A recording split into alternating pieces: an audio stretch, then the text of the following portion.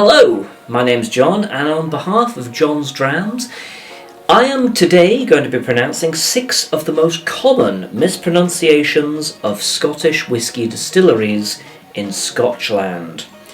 As someone who's lived in Scotland for the past 11 billion years, I have become something of an expert in the Scottish language, traditional or otherwise. I've met the Loch Ness Monster, I've done many a Celiada, and today I'm going to let you into the secrets of how to pronounce the 6 most difficult to pronounce Scottish distilleries in the known universe. O'Shentosham, O'Shentosham, Glass Cow, Glass Cow, Dial Oo Annie, Dial Oo Annie, T9 inch, T9 inch, Glen Saddam, Glen Saddam. For people in the lowlands, Glen Saddam is also perfectly acceptable. Craig El Akey, Craig El Akey. You must remember this distillery was set up by a sportsman who frequently needed cold rub on his muscles, hence the name. The man establishing the distillery was called Craig. Finished, finished.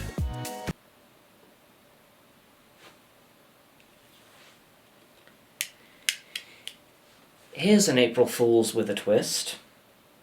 The channel's done. Yeah, no, this one's not a joke, sorry. It is common with YouTubers of the last few years to stop doing their channels. It's also common for them to make a big song and dance. And I thought that's attention-seeking bullshit. And it's not really my kind of a thing. So the channel's over. I'm not doing this anymore. Why? I'm sick of it, if I'm completely bluntly honest.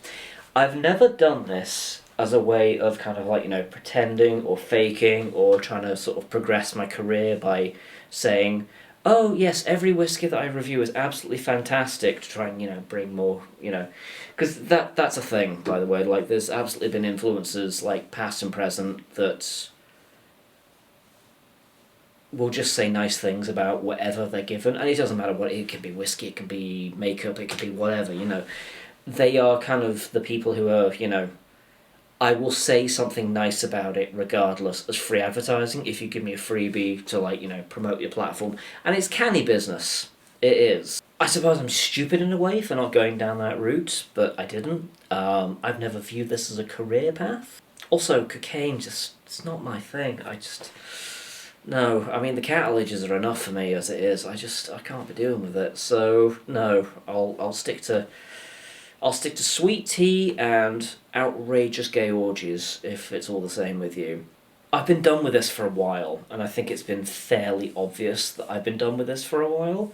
But I've been trying to kind of like keep it on life support for a while, because up until now I've been like, am I done with this? I'm not sure if I am done with this, or I'm just going through a phase, but it's been 2 years, and this channel's been basically inert.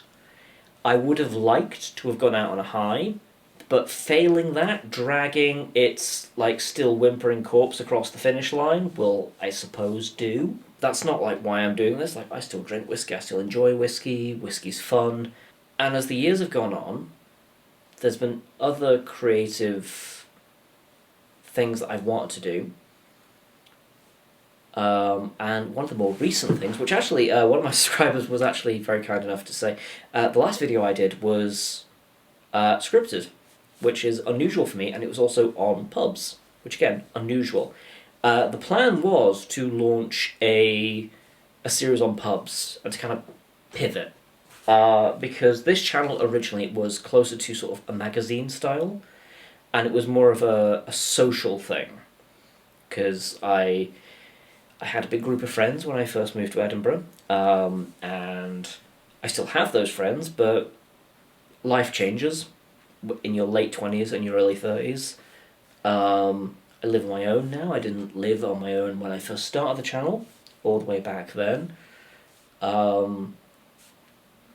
Every single circumstance about my life has changed. And carrying on with this channel just is not compatible with those changes anymore. To put it in a simple way, I'm not interested in doing it anymore. And the one thing that has made me want to carry it on is that somehow, for reasons I can't even begin to fathom, people have been interested in watching this, and a community grew up around it. There's something melancholic about this as well, because it brings to a close 16 years worth of continuous content output on YouTube.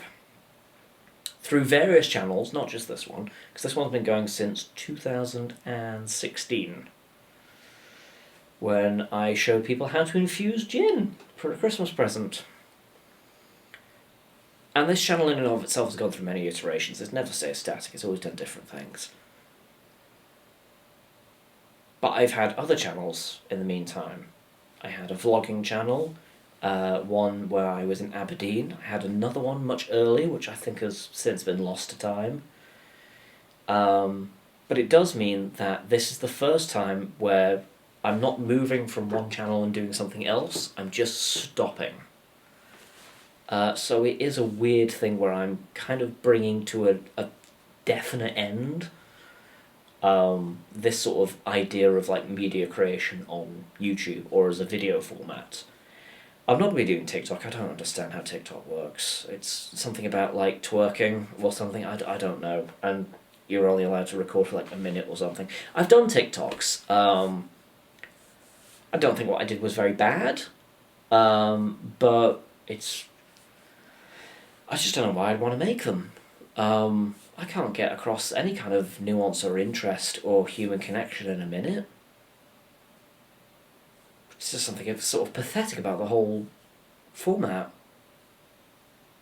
I get it, we're all busy, but Jesus Christ, you can't sit down for 5 minutes and, like, listen to someone talking to a camera?